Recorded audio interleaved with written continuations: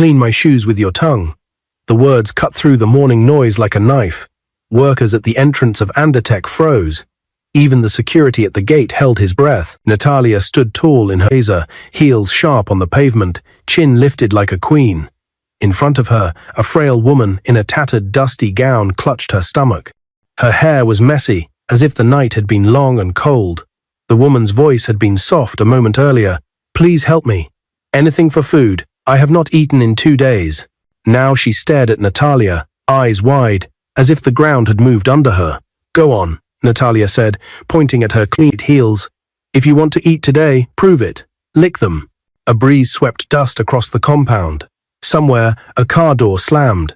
The security man at the gate, broad-shouldered, usually bold, looked down, shame on his face. 2 interns near the flower bed covered their mouths. People had always said Natalia was the brightest software engineer in the company. People had also said she was proud. But this was beyond what anyone expected. The woman's lips trembled. "My name is Margaret," she whispered, steadying herself on the gate rail. "I am hungry. That is all." "Your hunger is your problem," Natalia snapped. "If your father failed you and you chose to be lazy, why should I carry your life on my back? Do it. Then I'll consider helping." Silence pressed on the compound like thick smoke. "Enough." The voice came from behind the crowd, deep, clear, full of power. Engineer Raymond, the operations manager, stepped forward. He wore a simple navy shirt, sleeves rolled, ID card on a lanyard. His eyes were hot with anger. "How dare you, Natalia?" he said. "How dare you speak like this?" Natalia blinked, surprised that he would challenge her in public. "Sir, I see is. Do you know who she is?" Raymond's voice shook the morning. "This woman is our new CEO." Gasps jumped from mouth to mouth. Even the guards looked up sharply. Raymond pointed to the frail woman. "Madam Margaret, the person you just mocked, is the owner of this company. After the death of Chief Obinna, may his soul rest, his will passed Andertech to his goddaughter, Margaret. Today is her first day here. She came in disguise to see hearts, not faces." A bird took off from the company sign, wings flapping hard. Natalia's pride cracked like glass. Color left her cheeks. She looked again at the woman's trembling hands, the tired eyes, the dust on her slippers, signs of a long road walked on purpose. Her throat went dry. I didn't know," she stammered. You thought power is a toy," Raymond said. "You thought hunger makes a person less human. You thought your talent covers your character. It doesn't." He turned to the security team. "Prepare her dismissal letter. I don't care if she is the best engineer in Lagos. We will not keep poison at our gate." The crowd buzzed. Some staff stepped back, as if Natalia carried fire. Others pitied her. An intern wiped a tear with the back of her hand. Natalia's body gave way. She dropped to her knees on the rough concrete, not minding the dirt or the eyes watching. She crawled forward and caught the edge of the woman's tattered gown. "I'm sorry," she cried. Please forgive me." Her words spilled fast, broken by breath. "My mother is sick. She has cancer. Every month I send money for drugs. If I lose this job, I lose her. Please, madam. You are a mother. Help me. Don't let my mistake kill her." The frail woman, Madam Margaret, studied Natalia's face. Up close, Natalia no longer looked like a queen. She looked like a daughter who had run out of road. Tears gathered in Margaret's eyes and clung there, heavy and bright. The gate camera's red light blinked. A car engine hummed at the curb. A distant siren wailed and faded. Raymond's voice softened, but only a little. "Madam, say the word. We are ready." Margaret did not speak yet. She looked past Natalia, to the people gathered, the cleaners in blue, the receptionist with her hands pressed together, the young developers behind the glass. She saw fear, she saw anger, she saw hope. She turned back to Natalia. "What is your mother's name?" "Adana," Natalia whispered. "She is all I have." "Stand up," Margaret said gently. Natalia rose on shaky legs, keeping her eyes low. She expected the sky to fall. She expected a security escort to push her out. She expected whispers that would follow her for years. Instead, Margaret reached into the pocket of her worn gown and pulled out a white handkerchief. She handed it to Natalia. "Wipe your face." Natalia took it with both hands and pressed it to her cheeks. The cloth smelled clean, like soap and rain. Margaret faced the crowd. Her voice carried, calm and strong. A company is not only code and contracts, it is character. It is how we treat people when we think no one is watching. Her gaze slid back to Natalia. Today, I saw your worst moment. You saw mine too. You saw me when I looked like no one. Raymond cleared his throat. Madam, with respect, we must protect the company's name. If staff believe cruelty is normal, I know, Margaret said, still looking at Natalia. And cruelty will not be normal here. Natalia squeezed the handkerchief. Her heart was a drum. She could feel everyone waiting for the final word, the sharp cut that would remove her from this place, from the life she built, from the medicine her mother needed. She thought of the nights she coded until sunrise, of praises that made her proud, of the pride that grew teeth and bit strangers. Tears fell again. Please.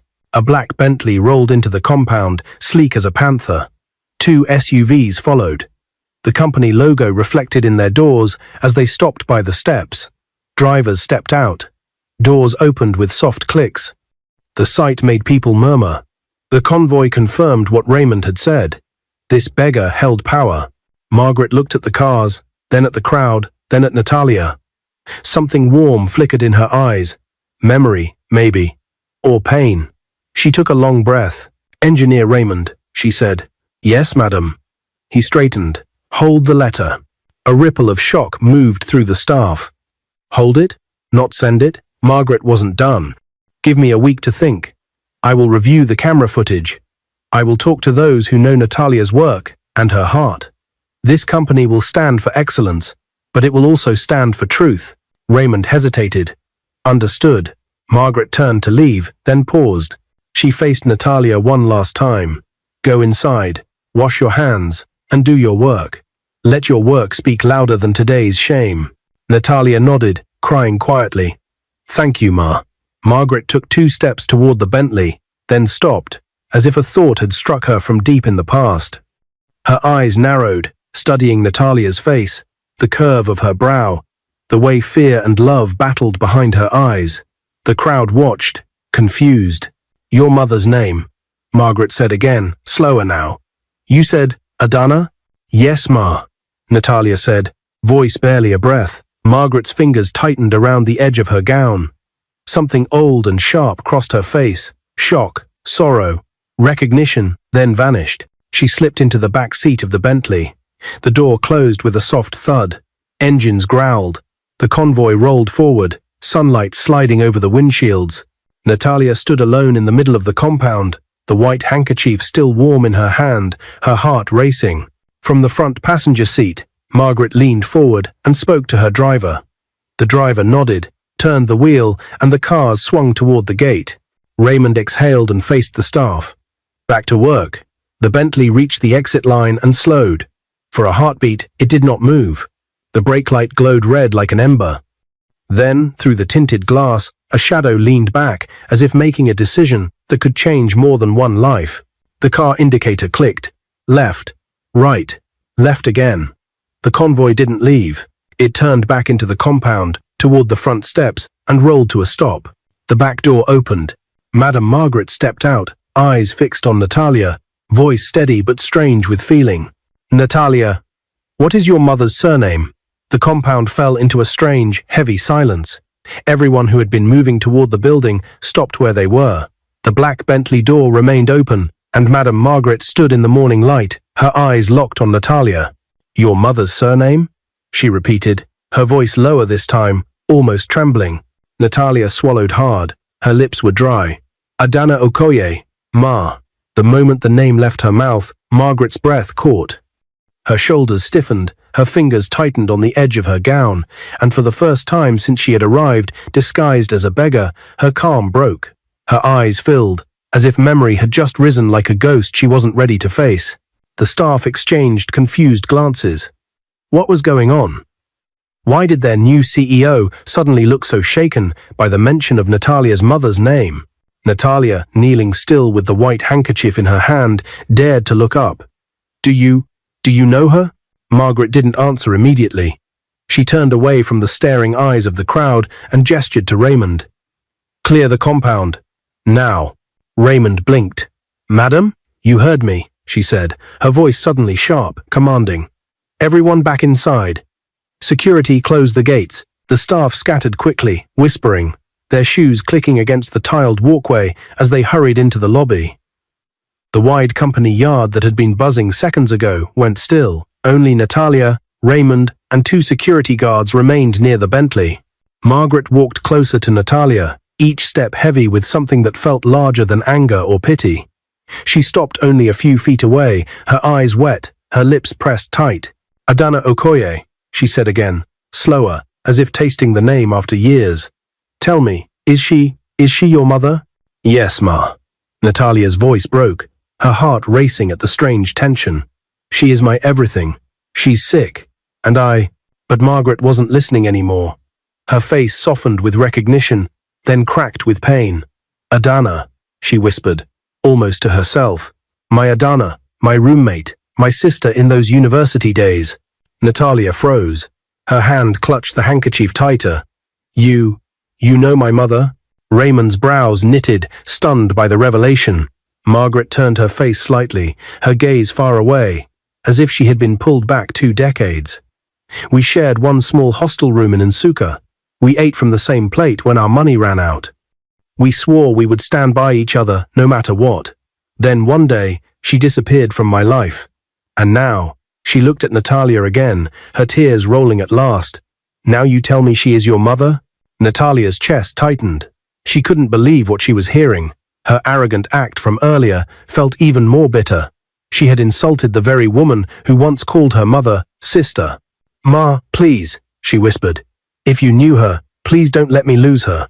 Margaret closed her eyes for a long moment. When she opened them, resolve burned behind the tears. She turned to Raymond. Cancel the dismissal letter. She is not to be touched. It soaks too. Raymond's mouth parted in protest, but one look from Margaret shut him down. Yes, madam. Margaret faced Natalia again. Your arrogance nearly destroyed you. But today, God chose to reveal something bigger. You are forgiven. Not because of excuses, but because of the blood that ties me to your mother through years of friendship. Natalia dropped her head, sobbing quietly. Gratitude and shame tangled together. Margaret stepped back and gestured to her convoy. We're done here for today. The cars revved softly. She climbed into the Bentley once more, but this time her expression wasn't simply dignified, it was heavy with determination. Before the door shut, she looked at Natalia again. 1 week, she said firmly. 1 week, Natalia. Expect me. Then the door closed, and the convoy glided out of the compound, leaving dust curling in the air. Natalia walked inside the building with her face lowered, the weight of every eye following her. Inside the open-plan office, whispers rose like waves. Did you hear? She knows her mother. This Natalia, she was finished today, but somehow she's still standing. God saved her. Natalia sat at her desk, her fingers trembling above her keyboard. She tried to focus on her lines of code, but her mind kept replaying Margaret's words. 1 week, expect me. Why would the CEO come looking for her in 1 week? Did she really mean it? Or was it a test to see if she would change? Her chest tightened at the thought of her mother, frail and coughing in their modest bungalow downtown. She pictured her trying to stand, holding her chest, smiling weakly when Natalia brought medicine. What if Margaret truly visited? What if she truly knew her mother? The clock ticked louder than usual. Every keystroke felt like it carried her whole life on it. At lunch, she avoided the cafeteria. She stayed at her desk, nibbling a plain biscuit she found in her drawer. She didn't want stares, didn't want gossip, but even in silence, her colleagues' eyes told her everything they had seen her fall, and they were waiting to see if she could rise. As evening fell and she walked out of the company gates, the security guard at the post cleared his throat. He didn't dare say much, but his words made her stop. Madam Margaret, she is not ordinary, he said quietly. Pray, young woman. This is not the end of your story. It is only the beginning. Natalia nodded, tears burning her eyes. She walked into the Lagos night, the streets noisy, hawkers calling, buses honking. But inside her everything was silent and trembling. Her heart kept asking one question she could not answer. When Madam Margaret comes in, 1 week, what will she find in her house? And just as Natalia turned onto her street, her phone buzzed. It was an unknown number. She almost ignored it, but something in her chest made her swipe to answer. A calm, older woman's voice spoke on the line. "Is this Natalia?" "Yes," she whispered, unsure. "This is Madame Margaret. Don't be afraid. Tomorrow evening, I want you to take me to see your mother." Natalia froze in the dark street, the phone shaking in her hand. She hadn't expected the week to start tomorrow. Natalia's heart pounded.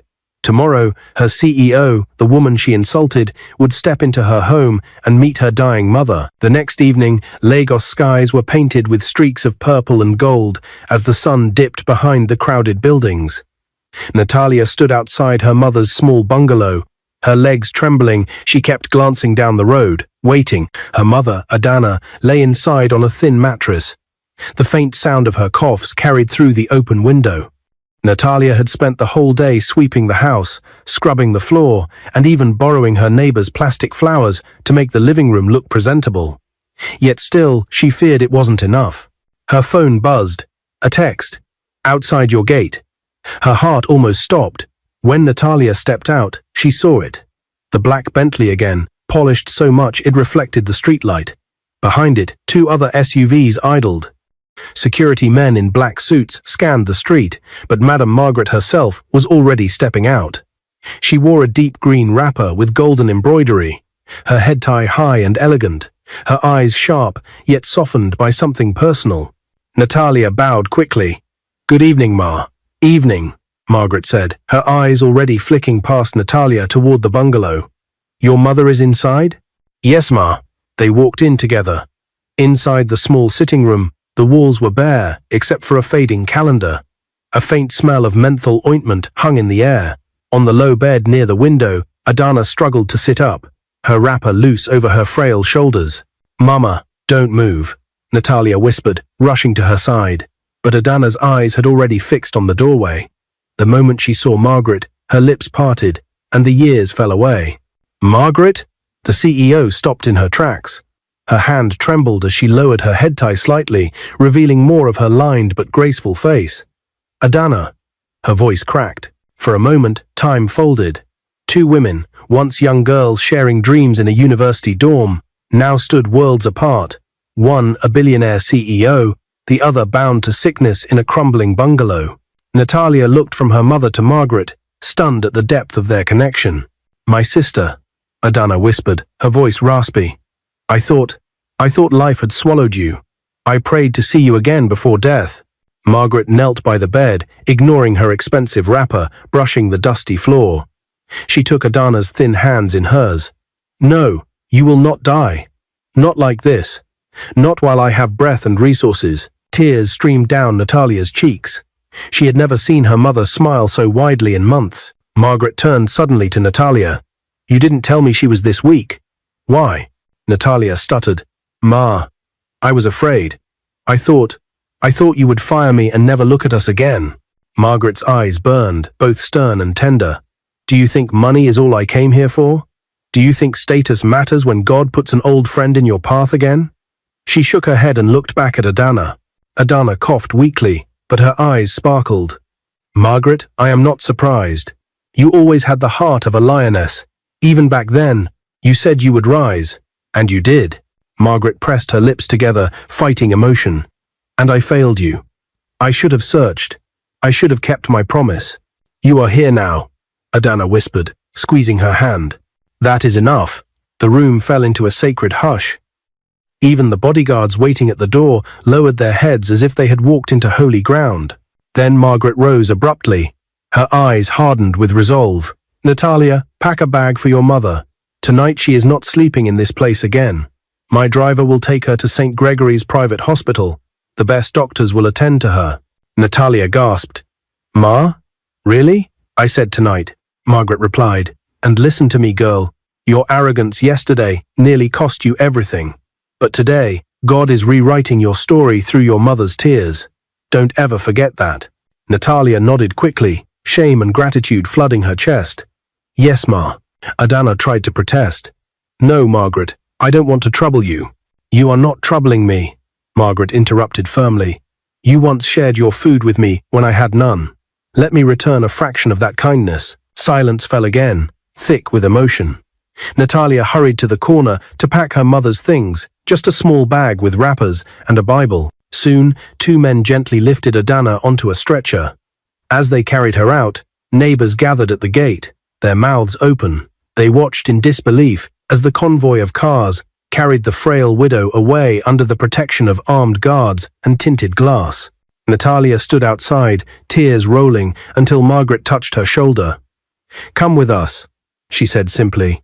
Natalia nodded, climbing into the car beside her mother.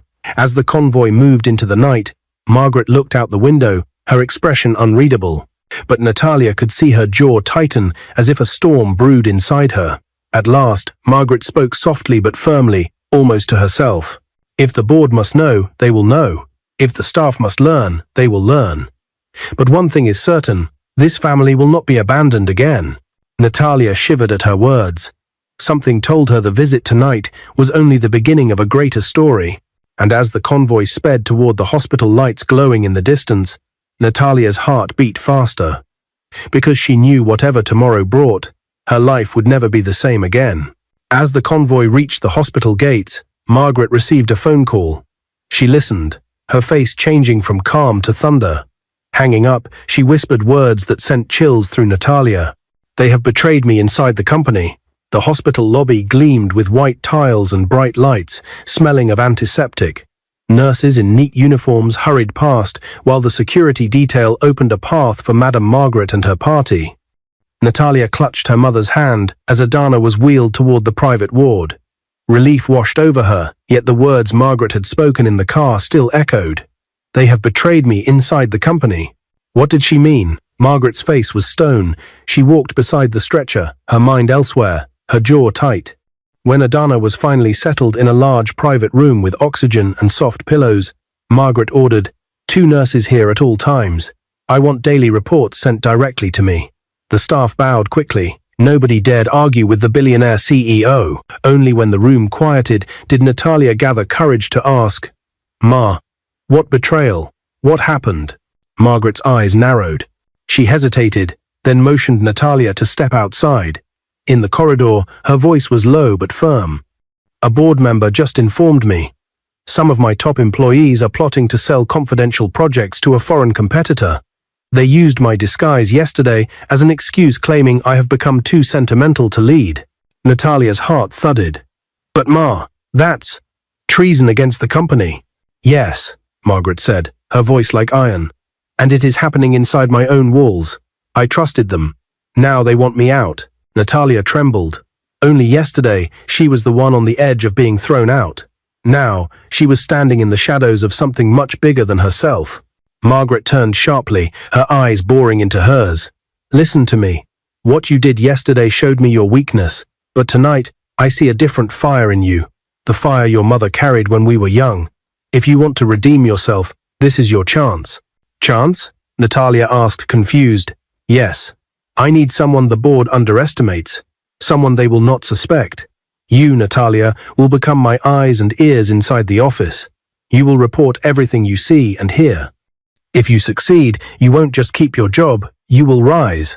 Natalia froze, torn between fear and excitement. "Me? But Ma, they already dislike me. If they find out—" "They won't," Margaret interrupted, "because you will learn to be wise. This is no longer about pride. This is survival for you, your mother, and this company." Natalia lowered her eyes. Her chest burned with a strange mix of shame, fear, and determination. "Yes, Ma. I will do it." Margaret studied her closely, then nodded. "Good. Tomorrow, you will return to work as if nothing happened. You will act humble, listen carefully, and feed me the truth. Do you understand?" "Yes, Ma." The next morning, Natalia dressed in her plainest shirt and skirt. No makeup, no flashy heels, just a simple, respectful look. When she arrived at the company, the whispers began again. "She survived? After insulting Madam, she should have been gone." But Natalia ignored them. She kept her head down, just as Margaret had advised. She typed quietly, coded without complaints, and smiled politely at anyone who sneered. Inside, her heart raced, waiting for her chance to observe. It didn't take long. At lunch, she noticed 3 senior staff members whispering in the corner of the cafeteria. Andrew, the branch manager, Mrs. Catherine, head of operations, and a young man named Felix from finance. They spoke in low tones, but Natalia caught fragments. Foreign investor ready. If Madam doesn't step aside, board will vote next week. Her spoon trembled in her hand. Could this be the betrayal Margaret spoke of? When they left, Natalia hurried to the restroom, pulled out her phone, and typed a quick message to Margaret. Andrew, Catherine, and Felix plotting. They mentioned, board vote next week. Possible deal with foreign investor. She hit send, her pulse racing. Minutes later, her phone vibrated with a reply. Good, watch them closely.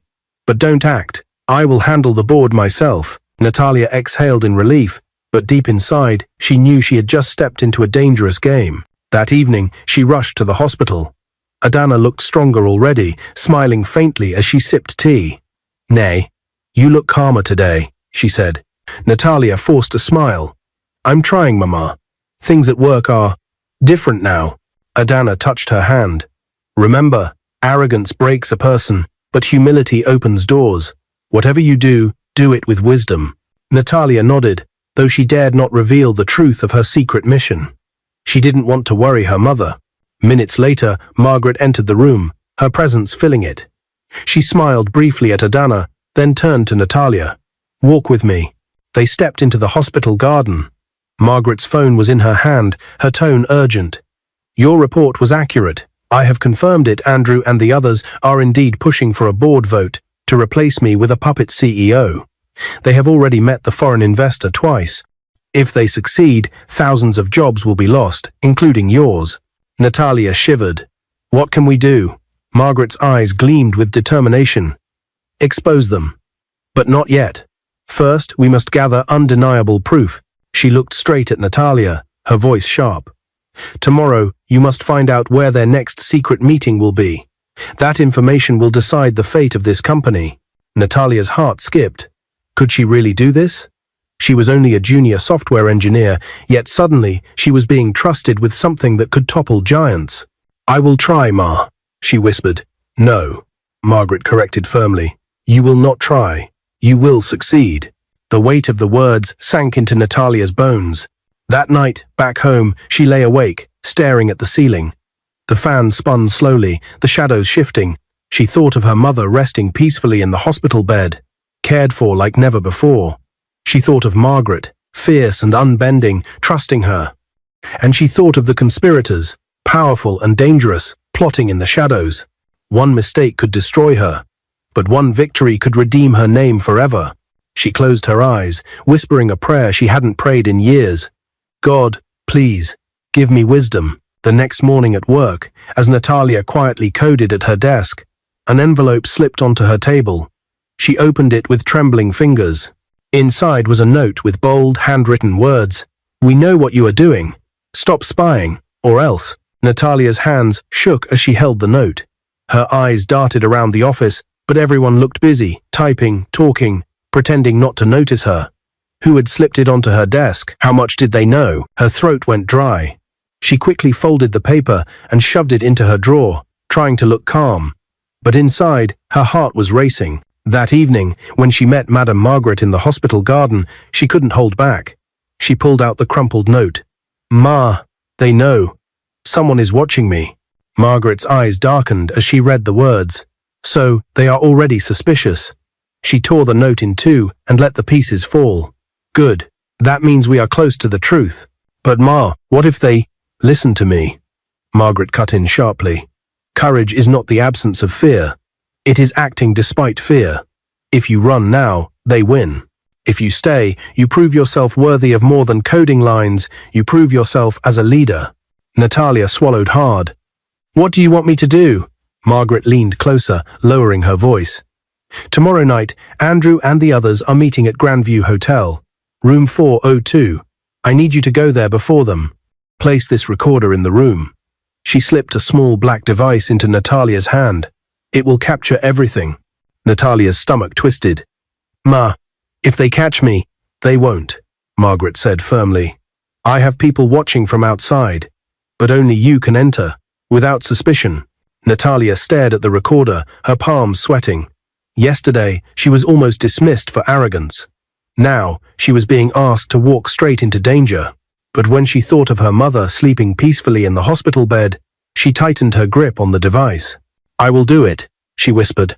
The following night, Lagos buzzed with neon lights and restless traffic. Natalia arrived at Grandview Hotel, dressed plainly, carrying a small bag. She walked into the lobby, her heart pounding. The receptionist barely looked at her, another young woman among many.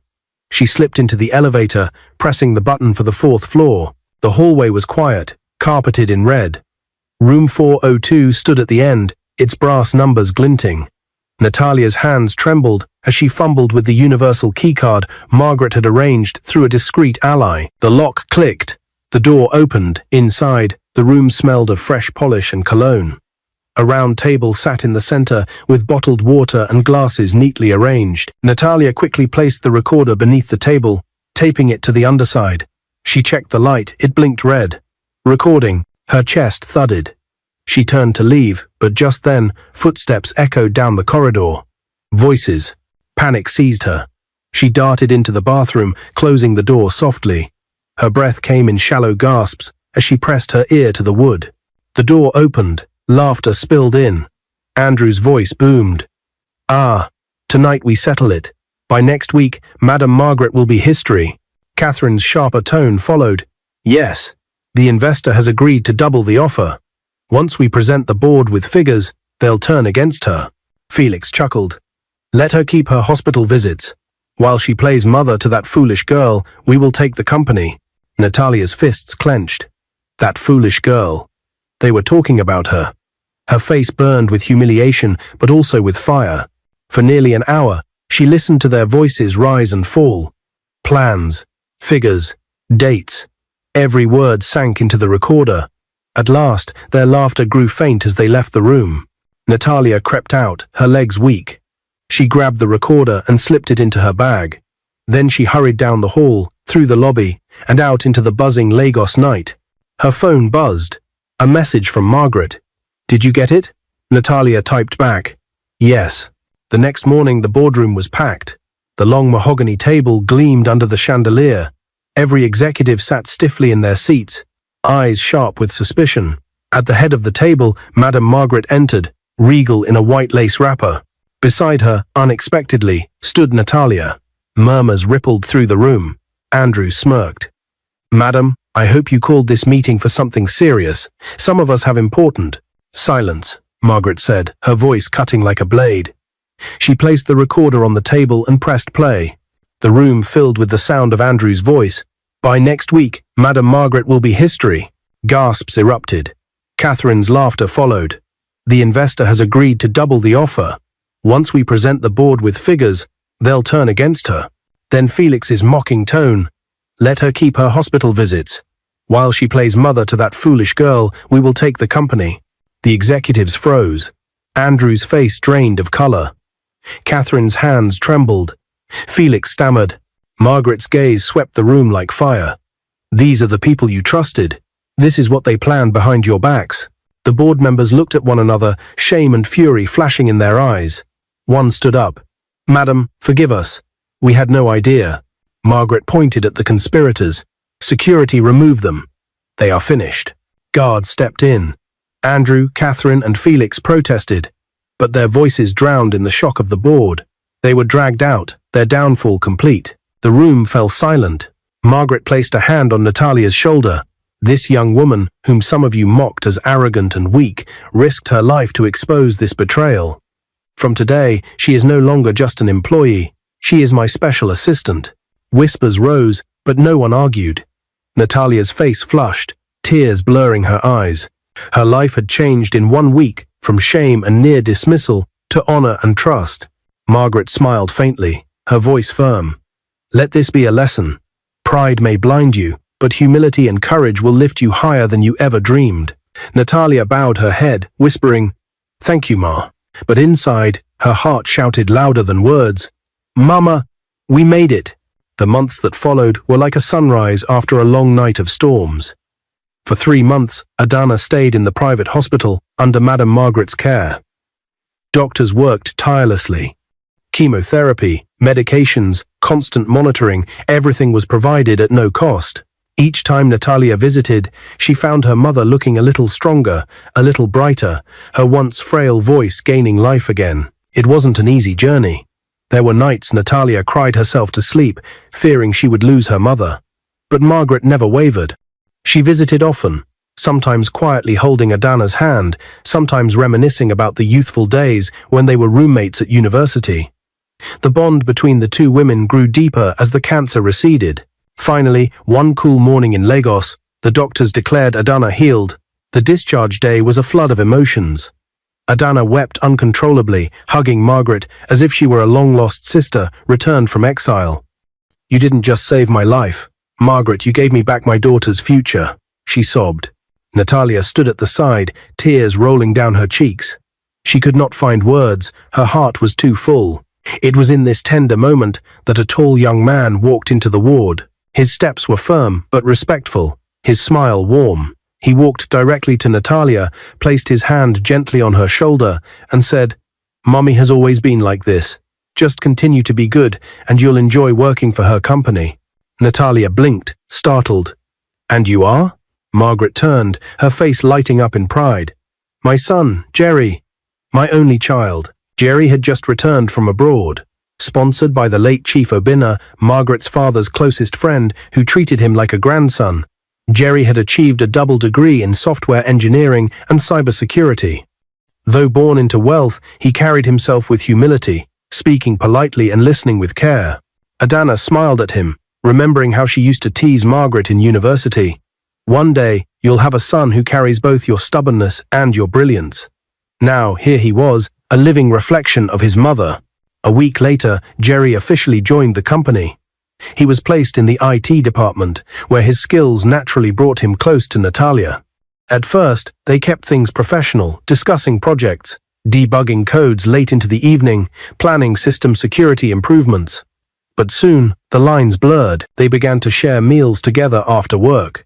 Jerry noticed Natalia's quiet strength, her transformation from arrogance into humility. Natalia saw in Jerry not only intelligence but kindness, a rare kind of man who listened without judgment. One night, after a long coding session, Jerry suggested they grab dinner at a small garden restaurant in Lagos. The place was simple but elegant, with twinkling lights hanging from trees and the soft strumming of a guitar in the background. As they ate, Jerry leaned closer. "You know, Natalia, I used to hear stories of how arrogant you were at the office." Natalia lowered her eyes in shame. "It's true, I was blinded by my talent. But your mother taught me a lesson I'll never forget." Jerry smiled softly. "That's the thing, sometimes God allows us to stumble so we can rise stronger." Their eyes met, and something shifted between them. After that evening, they grew closer, from dinners to late-night discussions about life, to shared dreams of building software that could protect African companies from cyber attacks. Their bond deepened into love. 3 months later, Jerry invited Natalia back to the same garden restaurant. This time, the setting was magical roses arranged on the tables, fairy lights glowing, and soft music playing in the background. As Natalia admired the beauty around her, Jerry suddenly went down on one knee. "Natalia," he said, his voice steady but full of emotion. "The first time I saw you, I knew there was something special about you. You have fought, you have changed, and you have inspired me more than you realize.